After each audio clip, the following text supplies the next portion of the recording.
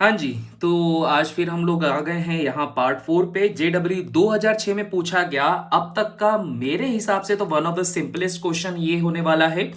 और आप लोग को ये क्वेश्चन पूछा गया है केमिकल बॉन्डिंग चैप्टर में से रिगार्डिंग इट स्ट्रक्चर। तो भाई इंपॉर्टेंट क्वेश्चन है, बहुत बार आप लोगों को जेडब्ल्यू और नीट के एग्जामिनेशन में पूछे जाते हैं इस तरह के क्वेश्चंस। ठीक है, अब देखो यहाँ पे कंडीशन आपके पास में क्या होती है कि आपके पास में ये बोल के रखा हुआ है कि इन सभी में से कौन से मॉलिक्यूल या जो आयंस होगा are all the bonds not equal, सभी बॉन्ड जिसके अंदर बराबर नहीं होंगे। तो बॉन्ड फॉर्मेशन की बात की गई है और बॉन्ड फॉर्मेशन की बात पे ही इसको हम लोग को पढ़ना रहेगा। उसके पहले आप लोगों को यहां पे ये जानना जरूरी है कि जब कभी भी आपके पास में थ्री डायमेंशनल ज्योमेट्री का फॉर्मेशन होता है तो थ्री डी ज्योमेट्री के अंदर आपके पास में कुछ ऐसी ज्योमेट्री होती है जहां पे एक्सियल और इक्विटोरियल पोजीशंस आपको यहां पे देखने को मिलेगी। तो ये जो एक्सियल और इक्विटोरियल पोजीशंस है ना, इसको ध्यान रखना। अभी जैसे जैसे लेक्चर चालू होगा या इस क्वेश्चन को सॉल्व करेंगे उसको हम लोग इजीली समझ लेंगे। अगर मैं बात करता हूं जेनॉन की, तो जेनॉन क्या है भाई? जेनॉन आपके पास में नोबल गैस है और 101% आप लोग को पता ही है कि नोबल गैस होने की वजह से आउटर मोस्ट शेल में होते हैं 8 इलेक्ट्रॉन, ऑक्टेट कंप्लीट।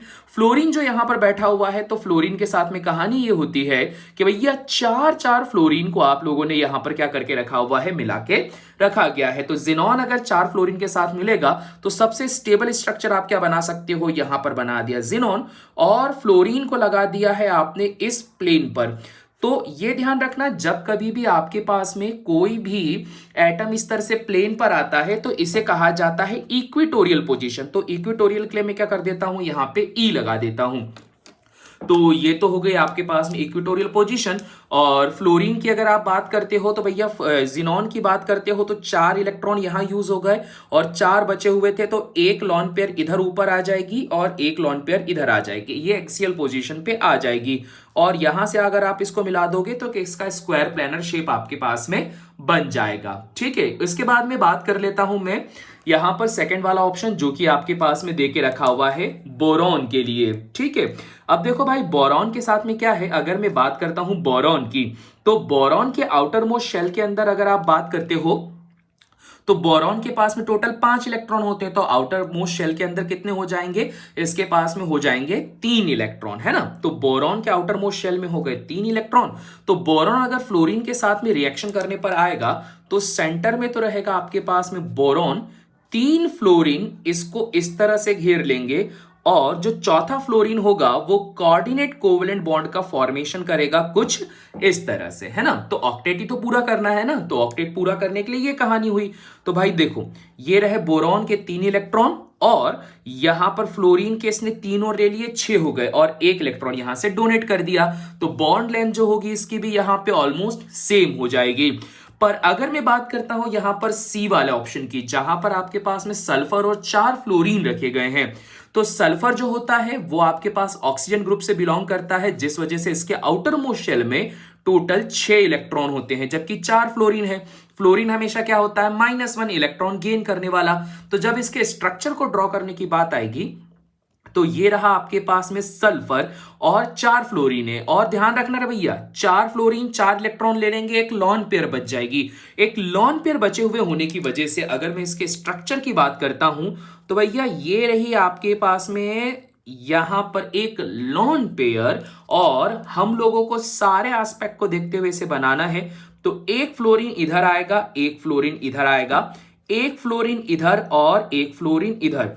तो जो फ्लोरीन आपके ऊपर की तरफ और नीचे की तरफ बना हुआ है that is a axial fluorine, और जो यहां पर है ये क्या है, इक्विटोरियल फ्लोरीन है। इस तरह के शेप को क्या कहा जाता है, इस तरह के शेप को कहा जाता है सी सॉ। जो बचपन में आप झूला झूलते थे ना, वो वाला, तो ये सी सॉ शेप होता है। और यहां पर आप लोग को यह ध्यान रखना है कि ये जो एक्सियल पोजीशन होती है ना, यहां पर 180 डिग्री का एंगल होता है। और 180 डिग्री के एंगल की खासियत यह होती है कि जब कभी भी दो ऐसे ग्रुप जो एक दूसरे को मैक्सिमम रिपल्शन परफॉर्म करते हैं, ध्यान रखना 180 डिग्री का मतलब क्या होता है, 180 का मतलब होता है मैक्सिमम रिपल्शन। तो यहां पे ये मैक्सिमम रिपल्शन होने की वजह से हम लोग यहां पर ये बोलेंगे कि भैया 180 डिग्री का एंगल बना है, और 180 डिग्री का एंगल बनने की वजह से अब कंडीशन ये बनेगी कि भैया जो ये मैक्सिमम रिपल्शन आपके पास में परफॉर्म हुआ है ना, तो यहां पे जो बॉन्ड लेंथ है बिटवीन सल्फर और एक्सियल फ्लोरीन के, वो ज्यादा है। किसके कंपैरिजन में ज्यादा है? ये ज्यादा है एज कंपेयर टू सल्फर और वो फ्लोरीन जो इक्वेटोरियल पोजीशन पे है। तो बॉन्ड लेंथ में आ गया डिफरेंस, और अगर बॉन्ड लेंथ में आपके पास में डिफरेंस आ गया तो सही आंसर कौन सा हो जाएगा? सी वाला।